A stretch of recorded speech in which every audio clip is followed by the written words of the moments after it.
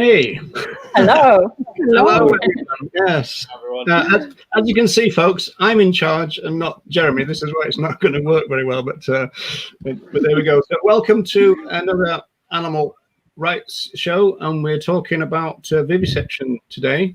And we have a guest panelist, Mel Broughton, long-time vegan and also kind of specialist in anti-vivisection campaigns, I guess, Mel. But we want to, we've had you on talking about blood sports earlier in the year, or last year, I suppose. Yeah, last year, yeah. And we also told everybody about you being injured and everything. So would you like to give us a bit of an update on your situation, Mel? I mean, are you all right, or what's going on? So yeah, obviously, I was quite badly injured in September last year while attending a cub hunting meet at Poetry Foxhound, Poetry Woodland Foxhound. My situation is that after almost 5 months of physiotherapy now, things have not improved at the rate I would hope they would. And in fact, I'm still in quite a lot of pain. There's also a possibility I may require a further operation on my arm because unfortunately I've only still got about 50% mobility in it, which is making life quite difficult. And particularly at the moment when it's cold, I am suffering from a lot of extra pain as well because of that. So whilst I have improved some way, I'm still a long way from being back to full physical fitness, quite a long way. So yeah, I think the other thing that's particularly difficult for me is that the person who was responsible for causing my injuries has not even been interviewed. And in fact, I spoke to the police about 2 weeks before Christmas, and at that point he hadn't even been interviewed. I was assured that he was going to be interviewed in the new year, and I'm still waiting to hear whether that's the case. So it's one of those things, when you go through a situation like that. Sorry about that. What was that? Yeah, when you go through a situation like that and you suffer those kind of injuries, and then you find out that the person responsible still hasn't even been spoken to about it. I find it particularly difficult to take, I must admit.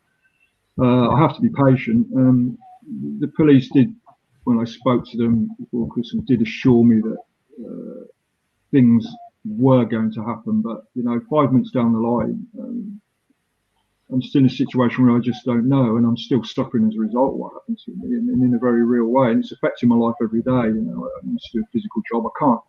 I struggle to do it now. But I have to remain optimistic. I have to believe that some kind of justice will be done. Although I think, as we all know, that often in these situations, it seems that the wheels of justice do move very, very slowly, or not at all. So, yeah, that's my situation at the moment.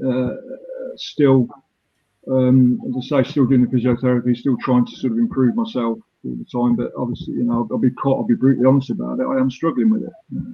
Yeah. Do you think you underestimated the attack at first then? Because what was it? Collarbone, ribs, and punctured lung. Is that right? Yeah, I suffered. I think 6 broken ribs. My collarbone was broken 3 places, and my shoulder blade was cracked from top to bottom. And I also had a tear on the lung. And I think only now am I beginning to realise how bad it was. I think, given the passage of time and the fact I'm still feeling like I am, it's really dawned on me. And I'll be perfectly honest, I suffer a bit in terms of my how it's affected me mentally. I think I've become a different person in some ways. I know certainly some people say I've become more argumentative, if that's possible. And I find myself. Well, I know, yeah. I'll find myself getting very short-tempered a lot of the time, and I'm sure it's all related. So, I mean, I know many people have been through these kind of things over the years with campaigning against hunting and that. But it's yeah, I'd be the first to admit the effects of it certainly are still very, very real for me. When are you going to know about whether you're going to need an op or not? Well, I'm due to see the surgeon who did my original operation in about a week's time, and then maybe discuss it then. But he certainly wasn't very happy with the lack of mobility the last time I saw him. So I'm guessing he's not going to be. He's probably going to be of the mind that something further has to be done. So we'll see. Well, obviously, everybody wishes you well on that, Mel, and keep us up to date, and we'll have you back to give us an update when you're completely well and the hunter's in jail. Because because we were saying before, weren't we, that if it had been the other way around, you'd be on remand by now. So absolutely, yeah. I think we all know the score is there, don't we? And I think the sort of general it doesn't take much to reach a point where you look around and you see this, what happened with the webinar with the hunting office people, and also the recent thing with the Kimberley hunting investigation there, that everyone knows in this country, the police know that hunting's going on as it was before the ban came into place. We all know it, everybody knows it. It's just there's a lack of will to do something about it. Well, hunting was never banned, really, was it? It was more I mean, are they just going back to packs in full crying that now rather than... Oh, yeah, absolutely. I mean, I've seen it. We've seen it, week in and week out, where we're out sabbing and they get onto a fox. They're deliberately hunting. You see them casting hounds through woodlands and scrubland, and it's quite obvious no trail's been made. You never see that happen. And it's quite obvious that doesn't happen most of the time. The vast majority of the time, in fact.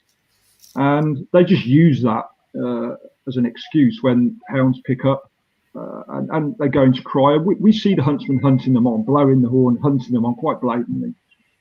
And then someone will turn up with a bird of prey on the back of a quad bite and pretend to be acting within the law, in case the police do turn up. But it's a complete farce. It's an absolute shot full of loopholes. It's exactly the same in Ireland. There's one. Well, in fact, I think we just discovered that there's a second deer hunt in Ireland, but the one that we knew about was called the Ward Union, but they do the same. They're still out there. And it's a carted deer hunt, which means that they release the deers before, and then they're supposed to put them back into the cart before the hounds get released. But they don't do that, of course. And then if it gets notified, people just say, oh well, this one was a free living deer, not the one that they were supposed to be going after. So it's all full of loopholes, everything. Absolutely. Well, they're created on purpose that way, aren't they? The laws. There's no accident or coincidence that is full of loopholes. It was created that way. It was never about animal rights in the first place. The British one, anyway. So, anyway, I suppose we ought to start moving on to what we're here for, which is should you see that on the screen? And can I just say there's quite a lot of people wishing Mel well in the comments as well, saying people wish you well, Mel, and wish you better and for justice as well. So a lot of comments coming through to say that to you, and just saying hello to everyone who's joined us as well. We haven't had a chance to say hello individually, but thank you for joining us. Yeah, well, let's go through a few of those, shall we, just to be congenial to, what was it? So we got Terry, we got Ronnie. See, Ronnie's got a comment about Jeremy there. Hi, Deb, anti-species, Ollie, Helen, peace-loving earthling, Pat, like it. Elliot, hi. Sion, I probably spell that. That's Bishorn. Oh, God. I'm going to get that completely wrong. Nikki, sorry about that. Jennifer, Carol. I think that's everybody, I think. Now, I think we've got some new names tonight as well. We've got some real familiar ones and some new ones joining us. So, so that's really nice. Energy Eyes. That's interesting, isn't it? Energy Eyes. So, Energy Eyes number 1. Okay, I think we're at the bottom. It's difficult when there's so many. It's difficult to kind of like scroll around. So we're going to start then by our vivisection thing, and if I can get the technology right, I'm going to show you just 1.5 minutes of. Don't worry, it's not a vivisection film, folks. But it's the part of a speech by Tom Reagan, and this was his famous speech called "Sword of Justice," and it was delivered at an anti-vivisection rally in 1988, and still regarded by many people as the best animal rights speech ever given. So we thought we'd start with that, just because it kind of sets us up in a way. So I'm going to try and share this and get the technology right. So forgive me if I don't, but here we go. Right, can you see that, folks? Yes. Oh, yes. Okay, no. I need to make that thing. Ta-da. See how smooth it goes when I'm doing it rather than with seamless. It's amazing. The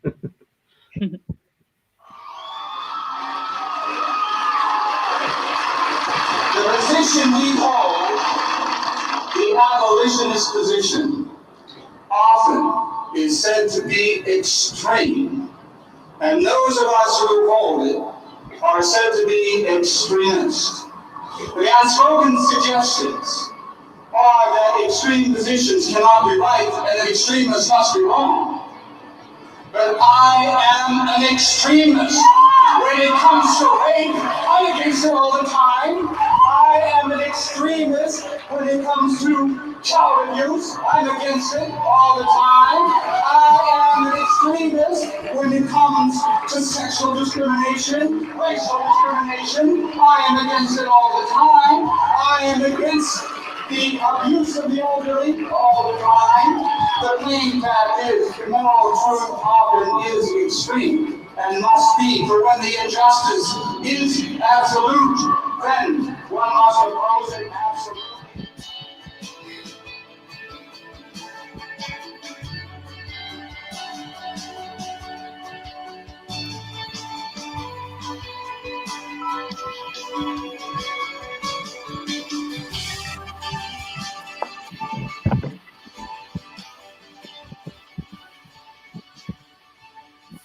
I really highly recommend that anyone who hasn't seen that speech should watch the whole thing. It's so moving.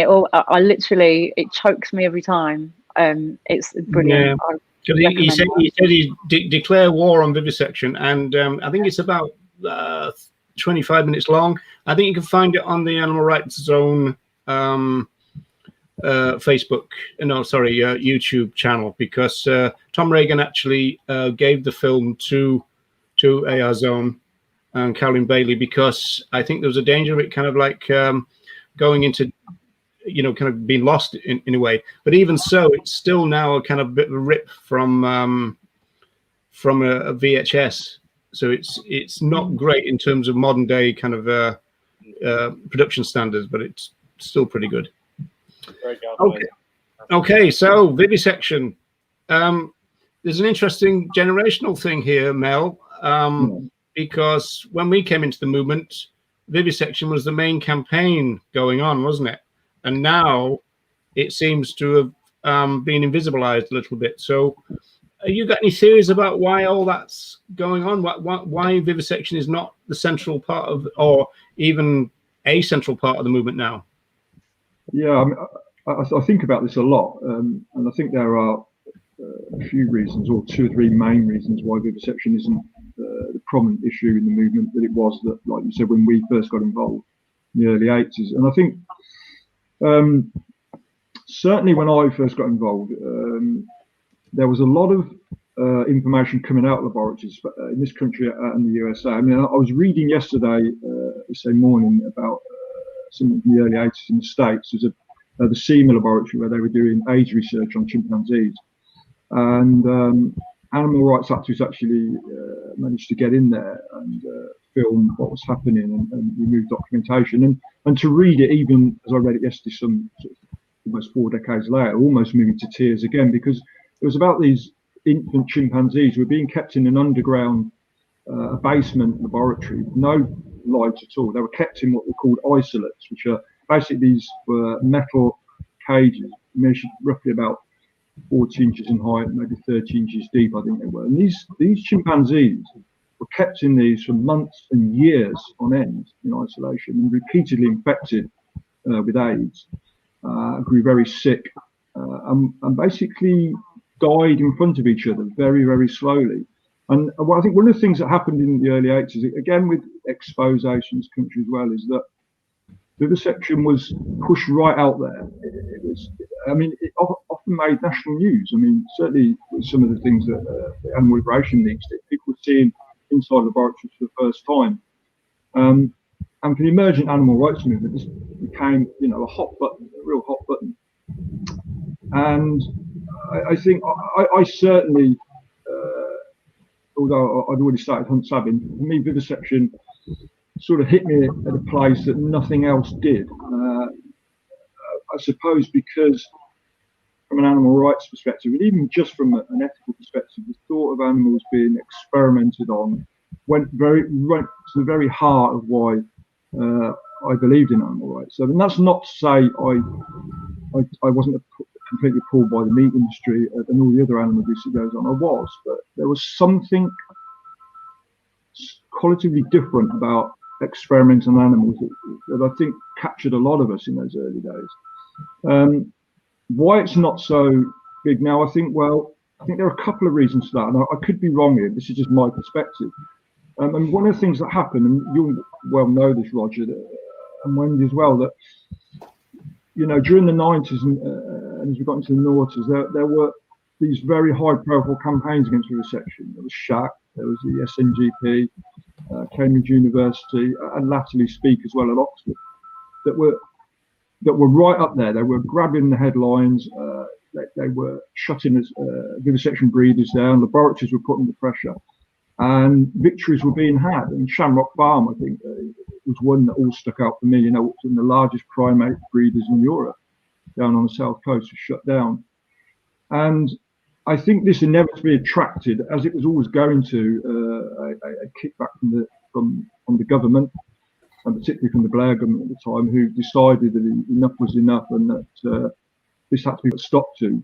And so there was a legal backlash against the animal rights movement, and particularly that arm of it, which is campaigning very successfully against vivisection. And as a result of that, we all know that a lot of the campaigns were basically smashed. SHAC, Speak, although we're still going, although we're still present in Oxford, but those kind of high-profile victories suddenly stopped. And I think that had the chilling effect of that was very, very telling.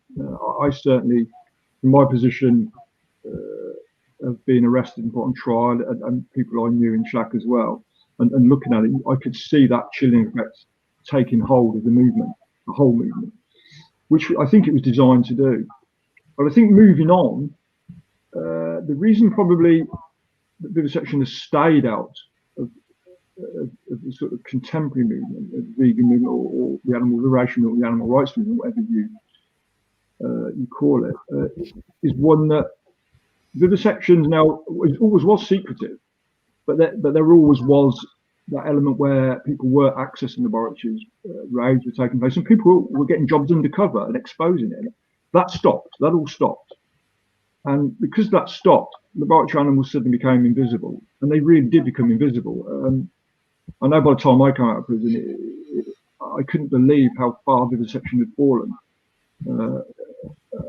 It literally was in the shadows. And I think that with the emergence of campaigns to promote veganism and campaigns to farm animals, and with the use of social media, it works really well because, you know, the Save movement and these kinds of protests outside slaughterhouses and invasions of farms, and being able to use social media and show that to everyone instantly, meant that profile went right up.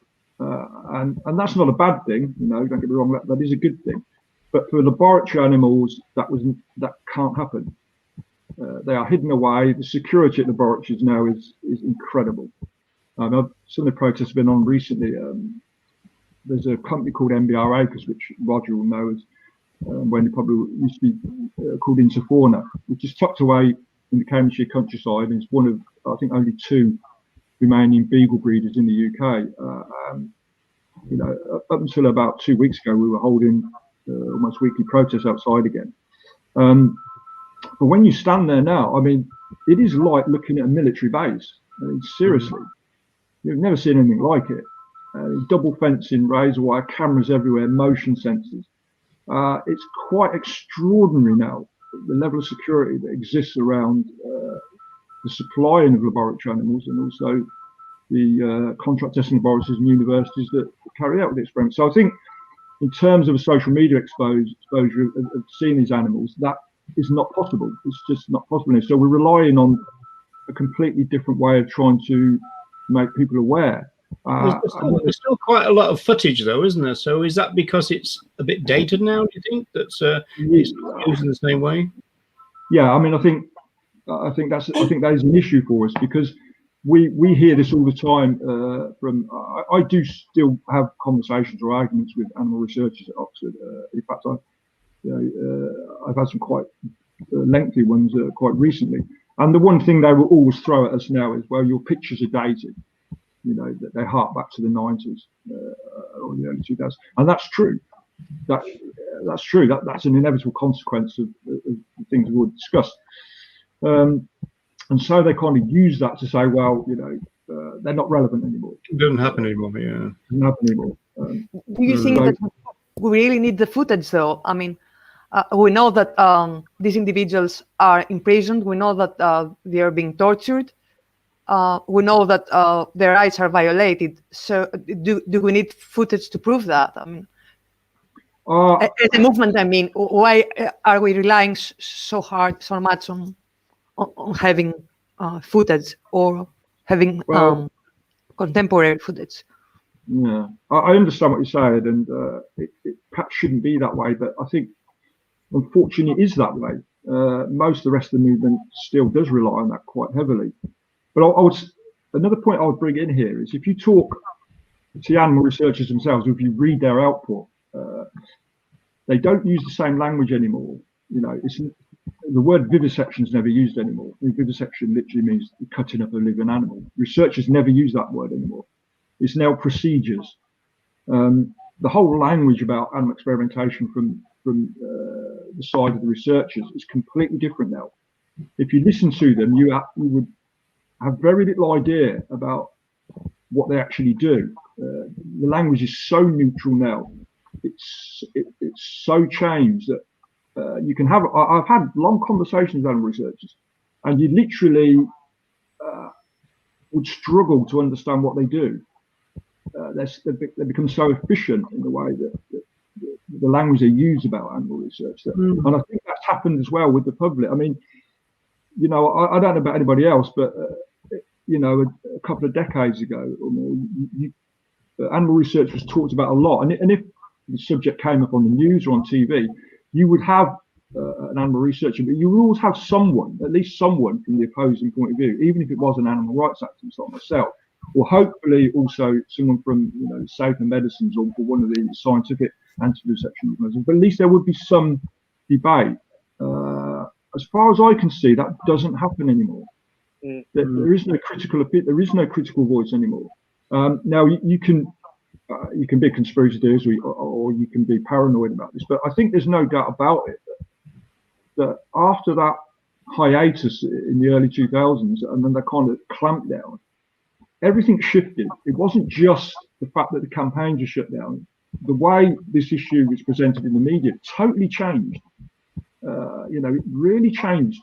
And as I say, whenever you do hear anything on the popular media now about animal research, you will never hear a critical voice or an opposing opinion.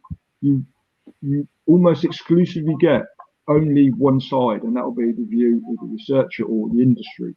Yeah, I think that's true. You know, let me bring you back to the language thing, and you know, Wendy, you know, you came in as a kind of anti-vivisectionist, but also let me just show you this from Ronnie. Ronnie is responding to Jennifer here, and I mean, this would have never happened in the past. And again, I think the vivisectors have changed the language, but I think groups like this have changed the language as well, because it's kind of it's not so obvious that they research on other animals anymore. They're very careful with their language, and when they do kind of state it, they state it in kind of well, you know, regretfully, you know, and all that, because it used to be that they would just go, well, yeah, you know, if you want to get cured, then we've got to do it. But now it's much more subtle in terms of what they say, isn't it? Yeah, I'll tell you another interesting thing. It's happened to me a couple of times recently in Oxford. I've had researchers say to me, well, why aren't you campaigning for farm animals? I say, well, I've been vegan for 40 years. I do campaign for farm animals. And I think even they've realised that they can play issues off against each other. They know that. They know that they're very aware of the fact that as far as the animal rights movement goes, or the animal liberation movement, that's what you want to call it, goes, that the issue of animal research has slipped down. Even they're aware of it. And they will, and they have done with me. I've had them use it to get them with me. That, why are you campaigning for farm animals? And I point out to them, well, I've been a vegan for 4 decades, and I have campaigned and do speak up for farm animals. So I think it's interesting that even they have realised that there is a divide within that the issue of animal experimentation has slipped from has slipped down the kind of hierarchy or hierarchy of thinking or opinion or whatever you want to put it. Even they're aware of it. I think there's a real lack of a. Oh, sorry, Tom. Go ahead, sorry, Tom.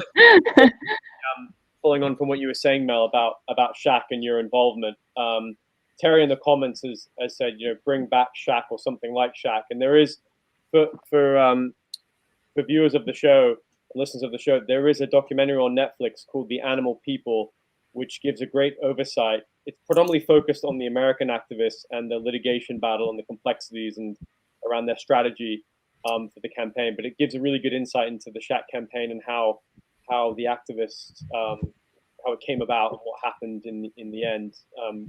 I mean, I think it's worth bringing. It's something I hear quite a lot. You know, bring back Shaq or bring back that style of campaigning. But let's be realistic. I don't think that's going to happen. Certainly not in the foreseeable future. I think because the way the laws changed, particularly around campaigning for laboratory animals, and particularly because of the use of high court injunctions and everything else, that kind of model would be almost impossible now anyway. Yeah. And that's not to say that at some point in the future something like that might happen again, but I think you have to be realistic.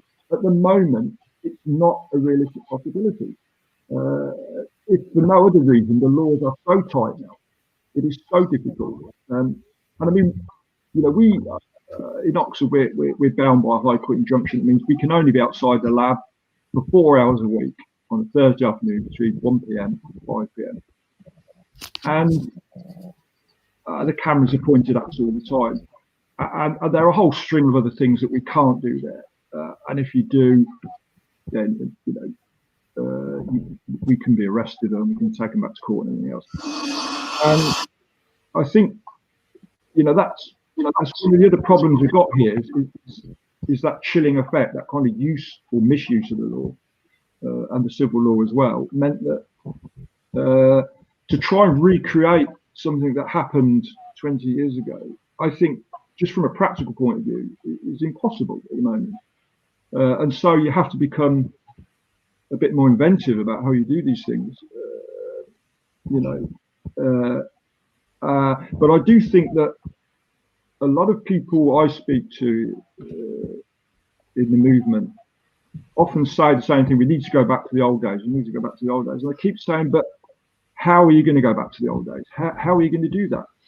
And then they kind of just look at you and shrug their shoulders. And you can't just turn the clock back as much as I'd like to. Well, in the old days, you could just walk into a laboratory, couldn't you? Sorry. Yeah, that's part of the issue, isn't it? No, it's all right. Because I think, in fact, the way the laws have changed now, and it's so difficult to infiltrate a laboratory and things like that, or to get access to footage, or to liberate the other animals, as was going on back in the 80s and 90s and things like that.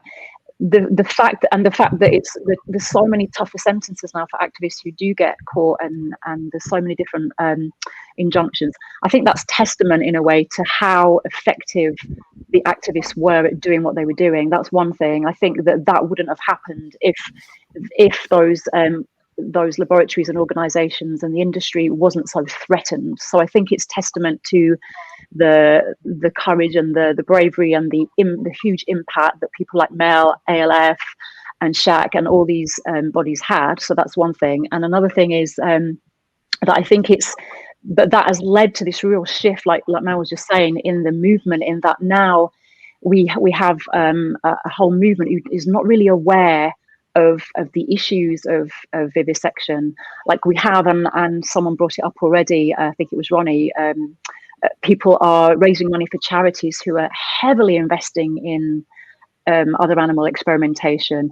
Vegans are celebrating, the production of a mayonnaise that's created by someone like Unilever, who is heavily investing in testing. So there's a real, and this is not to blame individuals, I'm not trying to name and shame or blame anyone in that way, I'm just saying that there's a real lack of awareness of vivisection, the issues around it, that I think even as a movement we need to be more aware of. We need to have our own boundaries and values within what we're doing, within our consumption even of what we're buying and paying for and investing in, even at that level, even before we get into, how do we even campaign and get this more, how do we become more vocal and more effective as activists? We need to get that bit, just more prominent in our movement again, I believe. To your point about like activists not being aware, I think that in some cases, in society, I think in our wider society, there is a view that other animals, it's a necessary evil that scientists and companies have to test on animals, and we just, we acquiesce, we accept that. And I think in some cases, this cultural societal view has rubbed off on other vegans, and with this lack of awareness and perhaps lack of appreciation to maybe respect to the abolitionist position of, it's a no-go, we don't do that, but also a lack of perhaps understanding of maybe of the scientific side of things, which I know, Mel, that you combine, your advocacy for the abolition and the science side of things. And I was doing a bit of research before we had this conversation, we have this discussion, and I learned that the EU, for example, they, in terms of their research and development, they provide something like between 0 and 0.036% of the funding towards animal-free methods. So that to me speaks of the fact that, again, I don't know like a huge amount about this, but I'm wondering if there isn't even much willingness or even money to kind of invest in this progressive moving away from animal-free testing. So that seems like an area that needs to be more explored. I know, Mel, if you I agree with that, and I would like Mel's opinions on this as well, and if there's anything that's going on at the moment, because I think that's a really important area, because the government are not even funding very heavily this kind of animal-free research. But is that something that we as even citizens can start to push and push our local kind of politicians and MPs and things like that, in terms of let's raise that awareness in society as well, and push it more down in that agenda. Like, can we get them to, because we're taxpayer, if we're all taxpayers, our tax money is going into what's being funded, and at the moment we're heavily funding the animal-based models and we're not funding the non-animal-based models. But surely that's maybe an area we can look at pushing a little bit more. I don't know, what would you say on that one, Mel? Do you? No, I'd absolutely agree with that. I mean, one of the things I've been quite sort of given me quite a lot of hope recently is organisations like Animal Free Research, who are doing amazing work to try and promote non-animal medical research, and also funding non-animal medical research. But as you quite rightly say, the only money that's going into that at the moment is by charities like Animal Free Research. It's not coming from government. The lion's share money still is from government. It goes towards animal research. But I'd like to inject a bit of positivity here as well, because one thing that's happened recently, and certainly in the last 3 or 4 months, and it's particularly interesting at the time of COVID and the pandemic, particularly given that the Oxford AstraZeneca vaccine was recently rolled out. I think it was last week, was starting to be rolled out.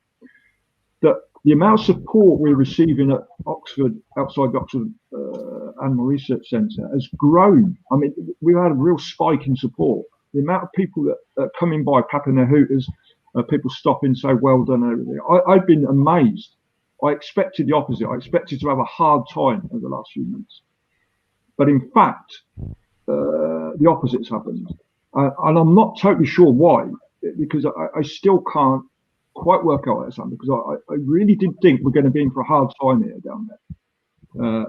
Given that Oxford, although they're not doing the actual animal research there, they are in a partnership with AstraZeneca to produce the vaccine, which will have been, which was trialled on animals, certainly on some primates in the States. And given all that, as I said, I thought, we would be in trouble, but quite the opposite. The amount of support has grown, and has been noticed by other people who attended down who said to me, it's incredible. So what it does highlight is that amongst the public, at least, there is a sizable minority. It still may be a minority, but it's a sizable one that don't buy into this idea that animal research, even animal research for medical purposes, is ethically desirable or is scientifically justifiable. And I think that's something we have to work hard to tap into as we move forward. I'm encouraged by that. I think there is a groundswell of support out there still, and that gives me a lot of hope for the future of campaigning on this issue. I know, there is this groundswell out there still. What's interesting, actually. Sorry, go ahead, Wendy.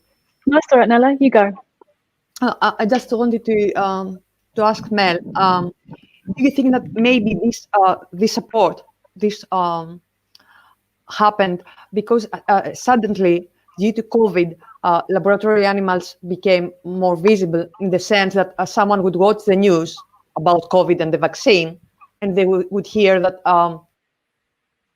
it's at the animal testing stage, animal trial stage, for example. So the idea that all this is tested on animals suddenly became real for the public.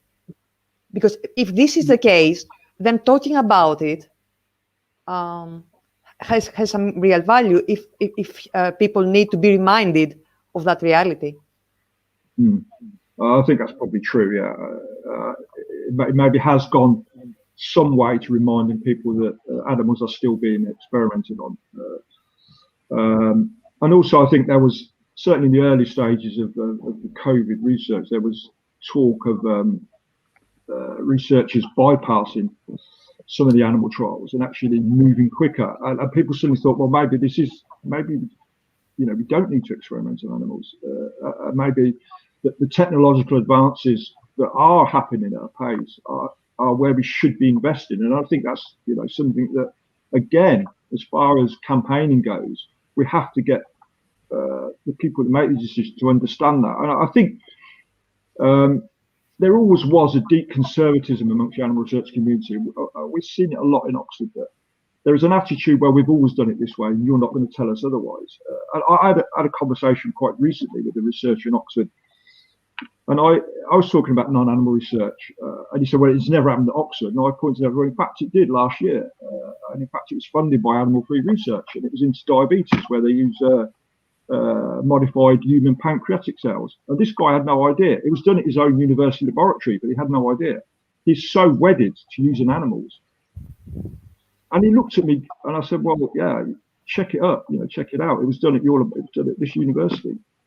And I think, again, it illustrates often people who are involved in animal research, especially those that are maybe from an older generation.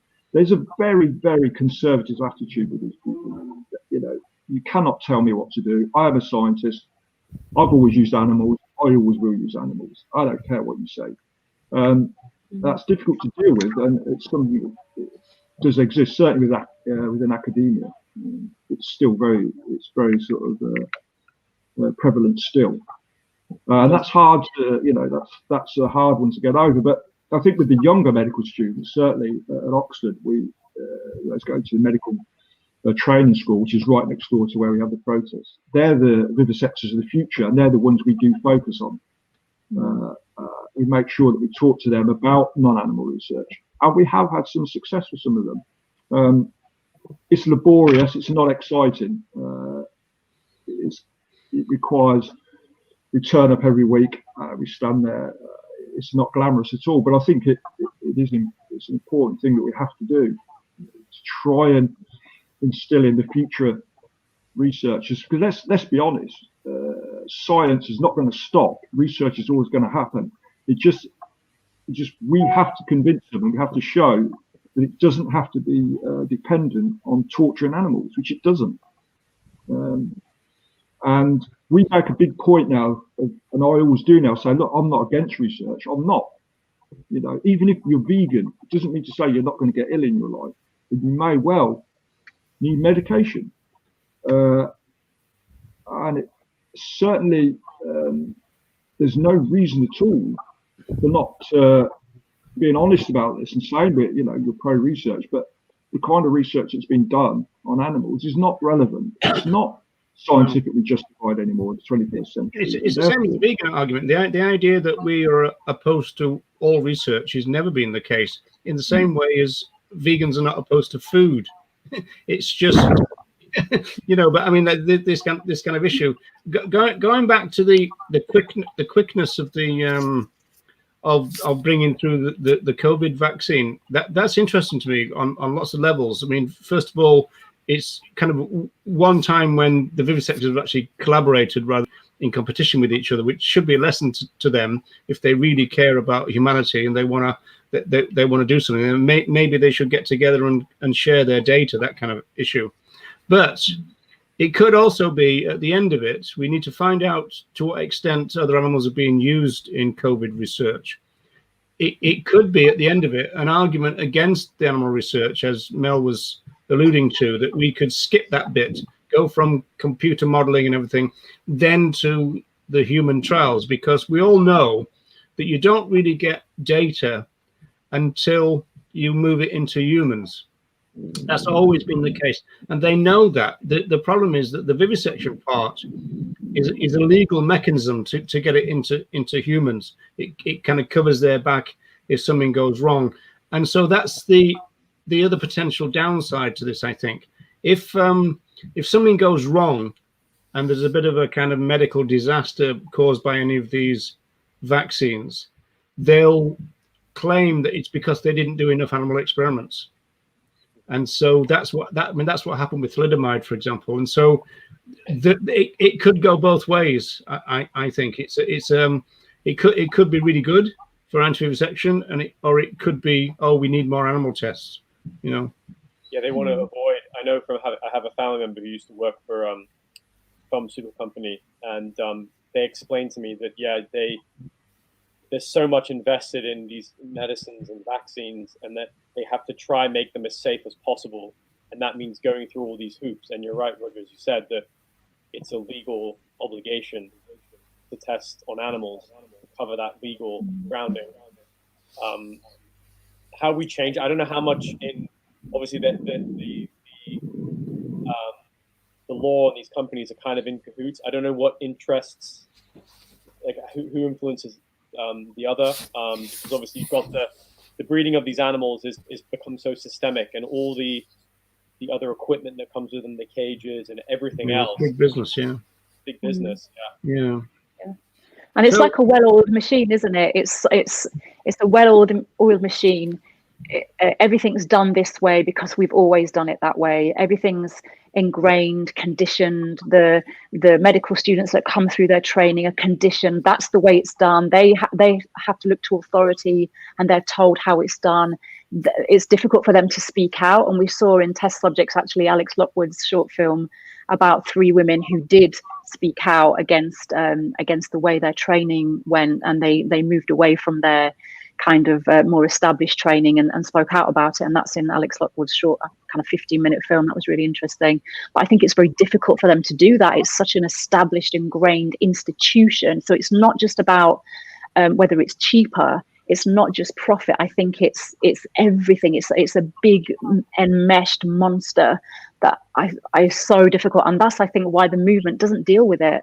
very much at all, because it's like, how do you deal with this if you're doing let's try and pursue that then for the last quarter of an hour or so of the show, in the sense that if there's a lack of footage, and that's an issue in itself, as Nella said, perhaps we ought to start to think about how can we make the position without having to rely on footage, because vivisection footage is almost by definition going to be pretty graphic. So there's that issue. I mean, there's all kinds of reasons why people use imagery rather than just telling people about it. But in a sense, how can we recenter vivisection in the vegan movement? How could we do that? And another question is, how can we convince people to speak against vivisection when, as vegans, we support companies that are doing experiments on animals? It seems to me that the whole vivisection thing became kind of non-important, if I can say that, in the movement, because we condone it. It's like we only condone it because of ignorance, though, isn't it, Noah? I don't know, because when you go to the supermarket and you buy a Proctor Gamble shampoo, for example, even if it says vegan and cruelty-free, you know that for every other product that they have tested on animals. So you have a pretty good idea where your money is going to. I wonder if we... Sorry, no, I think that there is this idea that vegan consumerism is going to bring liberation, which of course is a bogus idea in my opinion. So people think that they have to consume as many vegan products as they can, no matter who manufactures these products.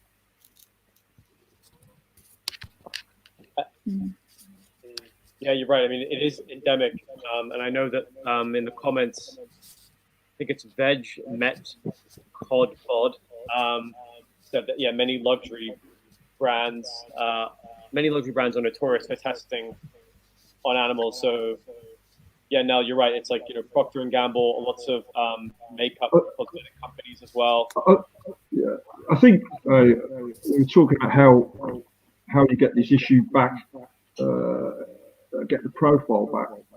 That's something I think about an awful lot. I mean, one of the things that you could always depend on, particularly in the old days, the pictures of beagles or monkeys or whatever, is people could relate to that imagery. People had dogs at home and they saw pictures of beagles being rescued from laboratories, and that connection was immediate. And obviously with primates, there's a kind of familial connection. I think one of the things that also the research industry did very successfully was sell the idea that most of the animals now being used, in fact over 90%, are rats and mice, and that there was little public sympathy for those animals. And they certainly scored a victory, I think, by doing that.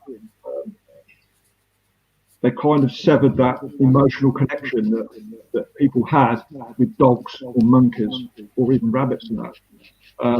And that's, again, I think another reason why it's so difficult from the perspective of getting people motivated, because most people don't have that emotional connection with rats and mice, particularly mice, which do make up the vast majority of animals used in animal research these days.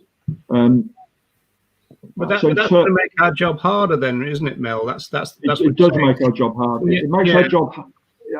It makes our job harder in terms of the general public. As animal rights activists, it doesn't, because it doesn't matter if it's a mouse or a beagle or a monkey. We respect that animal's rights to exist because they all have the capacity to suffer and they all have emotional states and otherwise. But in terms of selling it, in terms of getting the general public to think about it, I think the research industry scored a big goal there by focusing in on using rats and mice because they immediately sort of severed that emotional connection. And it is much more difficult. It is much more difficult to do. And I think the other thing, I think maybe Roger or someone else has already alluded to this. When you're arguing with a researcher, or when you're trying to even argue with a reasonably gendered member of the public about animal research, it can be quite difficult, especially if you have no knowledge at all about some of the basic scientific issues that will come up. Then you can find yourself in a difficult place quite quickly. And I think that's another serious issue for the movement taking this issue on. And I suppose the only way we can deal with that is by internally educating ourselves, each other, and being far more active on that front, so that people feel more empowered to go out and argue about this and campaign for laboratory animals. Because, you know, I've done it many times, so I've had many long arguments, and you can find yourself in some very difficult places, especially with people who work in laboratories or have a background in scientific understanding. It's not easy. But having said that, you can reach a level. I'm not a scientist, I'm not scientifically trained, but I read a lot about this issue, and you can reach a point where you can competently hold an argument, even with an animal researcher, and score points and get them to admit things. I have done it at Oxford. I've got them to admit failures. I've got them to admit on record that animal research is poor. You can do it. You know, it's within everyone's gift to do it if you are prepared to put time in and educate yourself. And I think it's going forward, because of all the things we've already discussed about the lack of social media profiles of laboratory animals, we have to, at the moment, at least take this road of educating each other and taking that message out to the public and showing that we can argue this. Because, you know, as we've already discussed, in terms of other exposure for laboratory animals, I can't see where it's going to come from at the moment. Hopefully that will change, and I certainly hope so. But at the moment, I think we're in a situation where the best thing we can do is become far more, knowledgeable about the issue, and the information is out there. Well, in terms of knowledgeable, there's obviously an interesting thing, because you've got the moral arguments and you've got the scientific anti-vivisection arguments. And scientific anti-vivisection arguments used to be very strong in the 80s, whereas I think someone like Ronnie would maybe argue that we should concentrate on the moral arguments. You favour a blend of the two, do you, Mel? I always use a blend of the two, yeah. I still strongly use the moral argument, but I suppose for me, dealing with a lot of academics, you can only go so far with the moral argument with them anyway. They will always bring it back to scientific arguments because that's where they feel safe. A lot of them will concede the moral argument to you quite quickly. They will say, yeah, morally. That's only the same as farmers will want to talk about welfare, won't they? When we want to, yeah. So, I mean, just because that's what they want to talk about doesn't mean that we have to, in that sense, really, is it? So, but also, if you can show that experiment on animals is inefficient, then morally it becomes a big question as well. The science of it becomes morally relevant because you're wasting time, you're wasting money, and you're causing suffering when there are better, more human relevant ways to do it. So that also then can become a very pressing moral argument.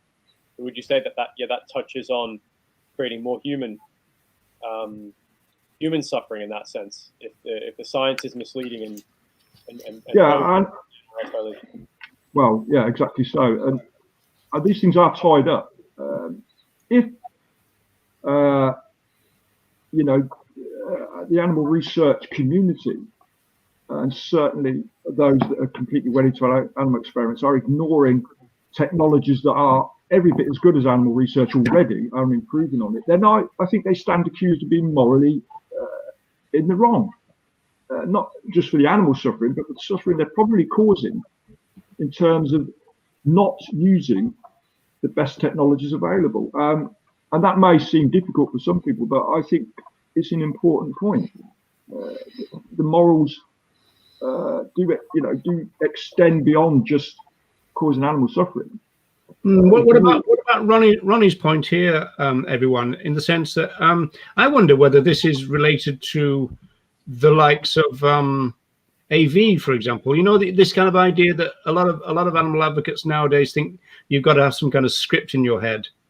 Well, if you've got to learn the scientific anti-vivisection position, that's much more complicated than kind of talking about what happens to calves and chicks and stuff like that. And so maybe in that sense, it might be quite daunting for people if you're saying, you know, you need to be a Hans Reusch, or you need to be someone who can talk about polio and development of all kinds of procedures and all that. I mean, in that sense, that is making it hard for it as well, isn't it?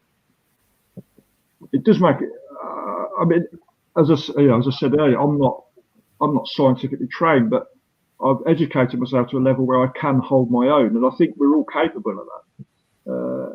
And I do that quite regularly, talking with animal researchers. So it's not an impossible thing to do. I'm not, you know, as I say, I'm not academically trained in any biological sciences, but I read enough about animal research and alternatives to animal research to have learned enough to hold a good argument, a strong argument. And I think we can all do that. What's your main scientific kind of position then, Mel, in terms of if somebody comes up and says, why shouldn't we vivisect, and don't give me the moral arguments, what would you say?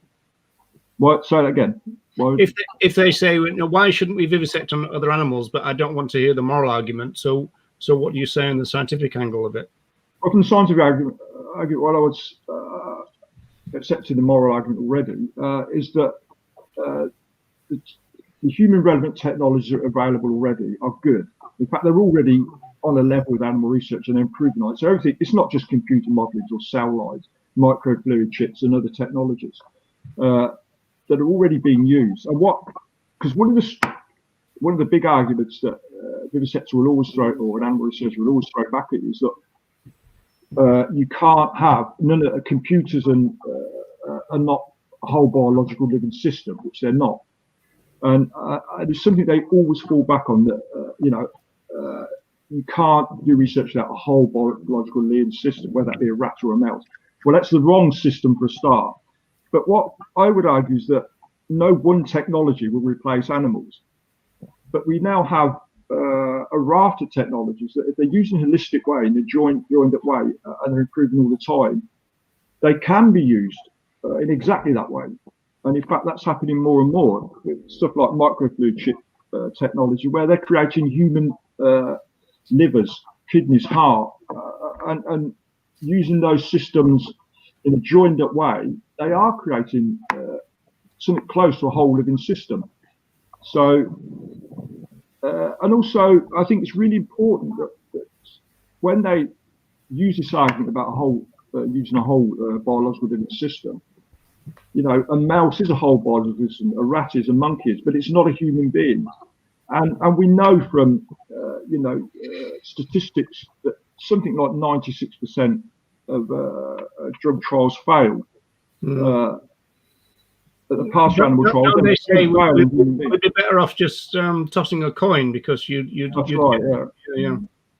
That's exactly right. But I think, as I said, it's important that this idea that we're going to replace a whole living system with one technology is not going to happen.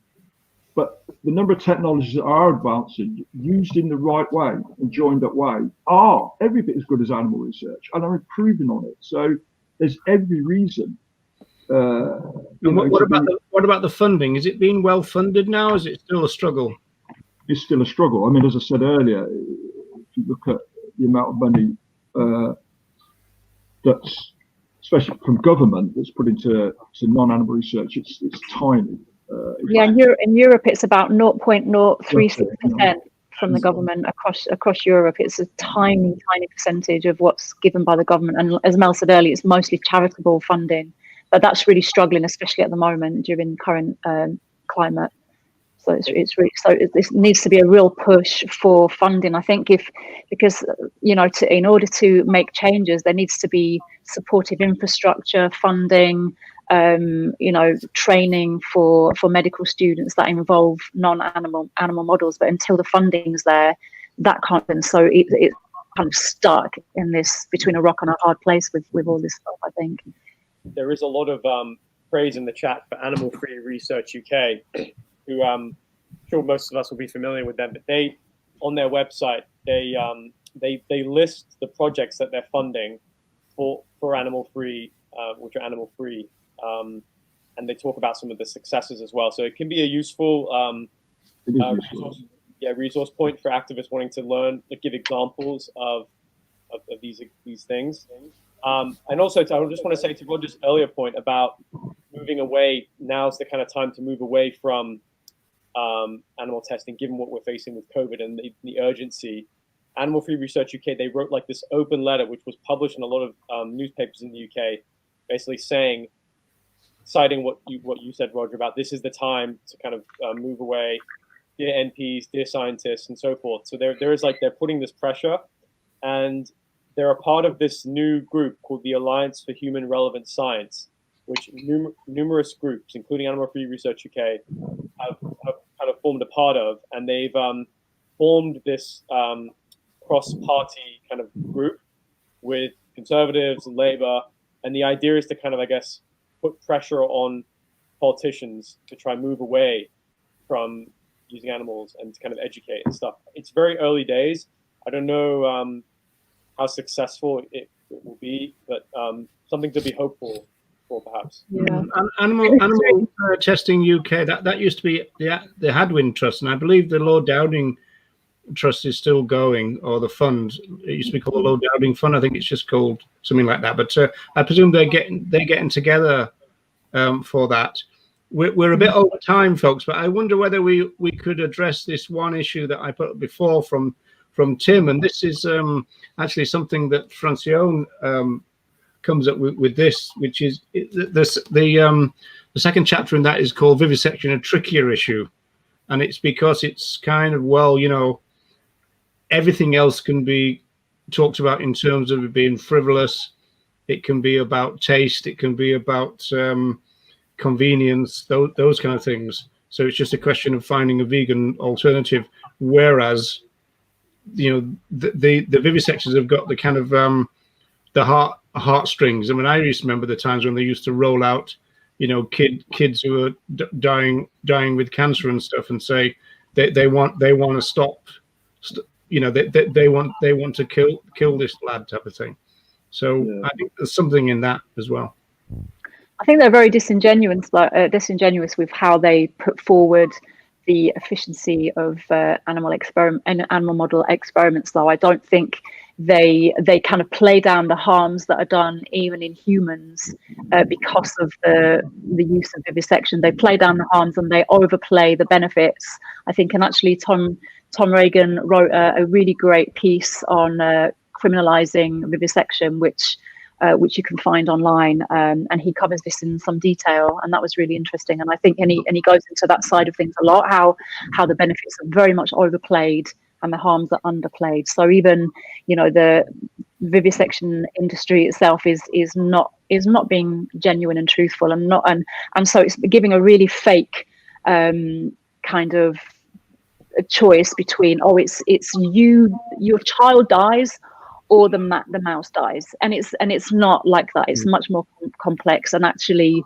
whilever they're holding on to this ideology of vivisection, they're not creating space and capacity and funding to move away from that. They're just clinging on to what they know and what's been done for tradition and doctrine, conditioned ideologies. So that needs to shift. It's also worth remembering that thousands and thousands of academic papers are published, every year, thousands and thousands of them, which have never find their way into doctor's surgery or hospital because they're useless, but they will all have been got at the cost of animals' lives. And you should never forget that, researchers chase research grants. Research grants are given by producing papers. Yeah, data. And the vast majority, which never even get to a doctor's surgery, are data, but they all represent the lives of animals that have suffered and died in laboratories. There's that famous quote from one where it said somebody asked somebody to justify, what benefit are we going to get medically from your research on these rats? And the person said, well, I don't know about that, but it's going to get me a PhD. So, it was kind of like one of the things that they kind of had to do. This one from Deb is interesting in the sense that this is one of the kind of things, that the pull and push of vivisection, this idea that we should research on other animals because they're similar to us or the same as us biologically, and so therefore the results can be extrapolated, which is disputed. At the same time, morally, they're not the same as us, so we can research on them. So it's always been a tension within the vivisection argument. Well, are they the same or are we different?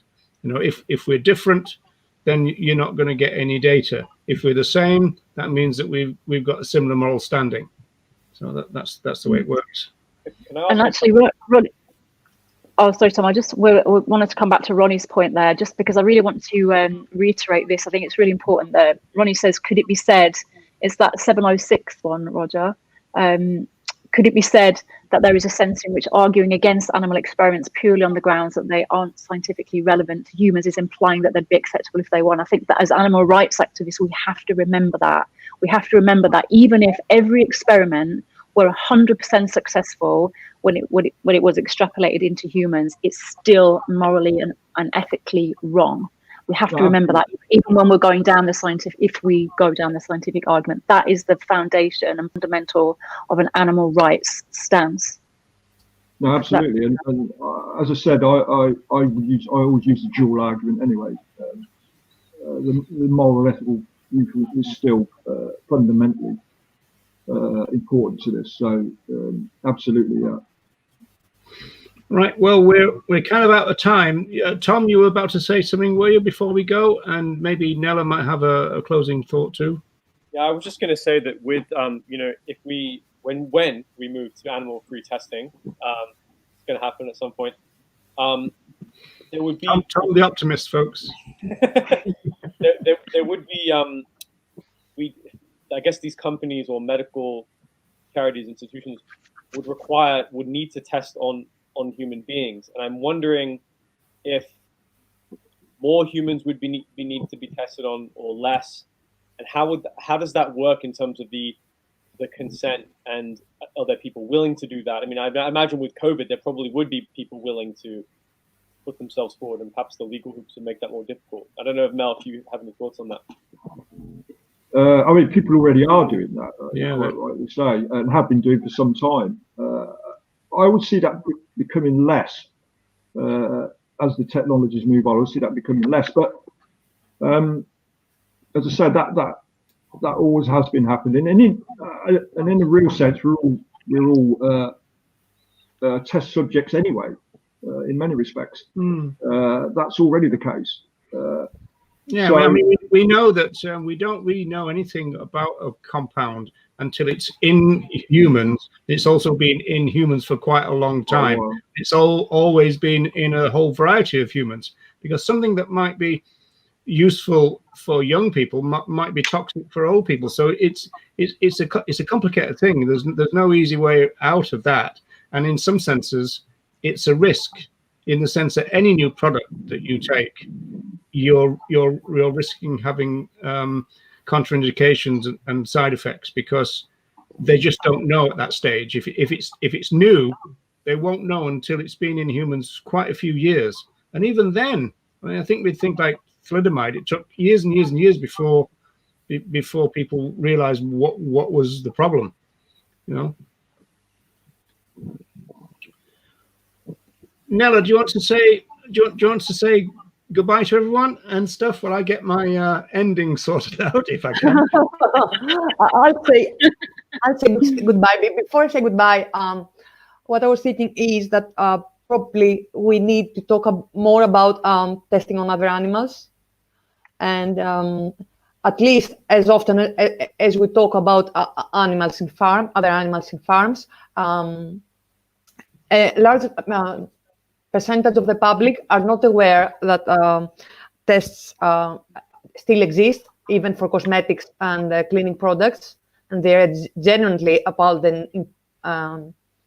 when they hear about it. So we think that people know that.